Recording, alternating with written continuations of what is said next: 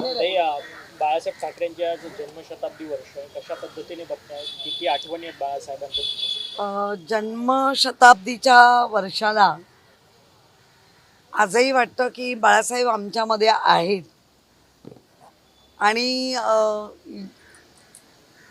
प्रत्येक श्वासाला बाळासाहेबांची आठवण येते.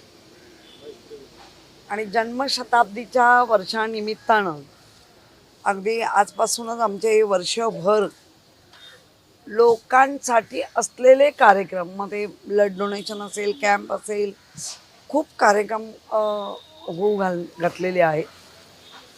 त्यामुळे हे जे काय आम्ही आज 2022 नंतर मुंबईनी महाराष्ट्राने पाहिलं आहे, हे नक्कीच बाळासाहेबांसाठी ते वेदनादायी आहे.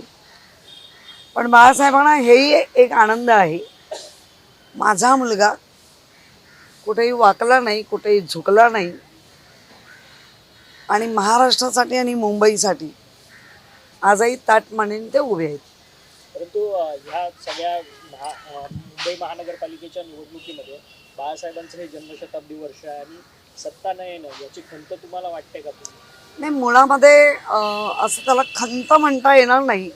वाईट तर सगळ्यांनाच वाटतं, पण आज जर बघितलं, सत्ता बत्ता गुंड पुंड पैसा सगळं एका बाजूला होतं आणि फक्त उद्धवजींकडे स्वतःचं एक आत्मविश्वास, स्वाभिमान आणि त्यांच्याबरोबर असलेले निष्ठेनी असलेले शिवसैनिक, यांच्या जोरावर आम्ही जे काही यश मिळवलं आहे ते तोडीस तोड मुंबईमध्ये आम्ही क्रमांकावर आहोत.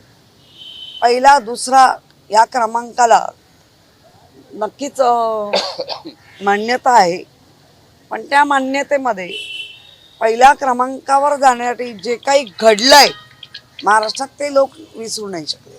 ताई, खरं तर तुमच्या पक्षाचे ज्येष्ठ नेते आहेत भास्करराव जाधव यांनी आज सकाळीच एक विधान केलंय की मुंबईचा महापौर हा सामान्य शिवसैनिकच झाला पाहिजे आणि एकनाथ शिंदेंनी मोठ्या मनाने खरं तर बाळासाहेबांच्या जन्मशताब्दीनिमित्त शिवसेनेला अर्थात उद्धव ठाकरेंना पाठिंबा दिला पाहिजे अशा पद्धतीची भूमिका त्यांच्याकडनं व्यक्त केली. बघा, ते एक असे कडवट शिवसैनिक आहे.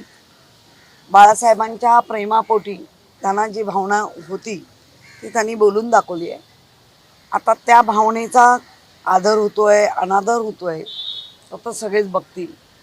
पण आम्हालाही वाटतं की इतकं अट्टहासाने जे काय केलात, मग तिथे बाळासाहेबांचाच, शिवसेनेचाच महापौर असावा. पण आता त्या आकड्यांच्या गणितात कुठल्या बाकड्यावर ते ते ठरवतील. आम्ही आमचं ठरलंय. पाठिंबा द्यायला हवा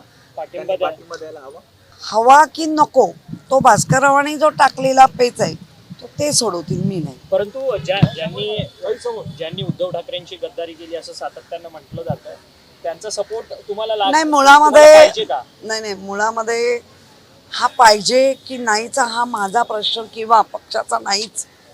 त्यांच्या भावना होत्या, त्यांनी अगदी उघडपणे मांडले. आणि इथे सपोर्टचा, ज्या सपोर्टवर तुम्ही 14 पासून ते 22 पर्यंत खिशात राजीनामे घेऊन बसून सगळं करून जर तिकडे गेले, जे सपोर्ट मिळवलंय, तर तेच सांगताय राजकारणात काही होऊ शकतं. ताई, KDMC मध्ये मनसे आणि शिंदेची शिवसेना एकत्रित आलेली आहे. हे गेल्या काही 2-4 दिवसांपासून होतंय. हे कशा पद्धतीने पाहता? राज ठाकरेंनी सुद्धा एक फेसबुक पोस्टमधनं स्वतःची भूमिका जाहीर केली आहे की राजकारणासाठी लवचिकता ही आणली पाहिजे आणि बाळासाहेबांनी देखील तशा पद्धतीची लवचिकता ही वेळोवेळी आणलेली आहे. नाही, राजसाहेबांवरच्या कुठल्याही निर्णयावर मी बोलणार नाही. राजकारणात लवचिकता नक्की असावी, पण त्या लवचिकतेमध्ये काही तुटणार नाही ना, ह्याची काळजी असावी. ते पण महापौर पदाच्या आरक्षण सोडतीच्या संदर्भात फार गदारोळ झाला. तुम्ही स्वतःहून नाही, मुळामध्ये तुम्ही सगळे होते, तुम्हाला बाहेर का काढला हा पहिला प्रश्न आहे, तुम्ही पण विचारला पाहिजे. जर पारदर्शकतेमध्ये होती तर तुम्हाला का बाहेर काढलं? दुसरं, आमचं म्हणणं होतं मुंबई हा ST हा जो वर्ग आहे, त्या वर्गाला तुम्ही वंचित का केलं? आणि जर तुम्हाला 3चं हे होतं तर तुम्ही आधी का नाही डिक्लेअर केलं? इलेक्शनच्या आधी तुम्ही हे इलेक्शन व्हायच्या आधी पण तुम्ही ही लॉटरी का नाही काढली?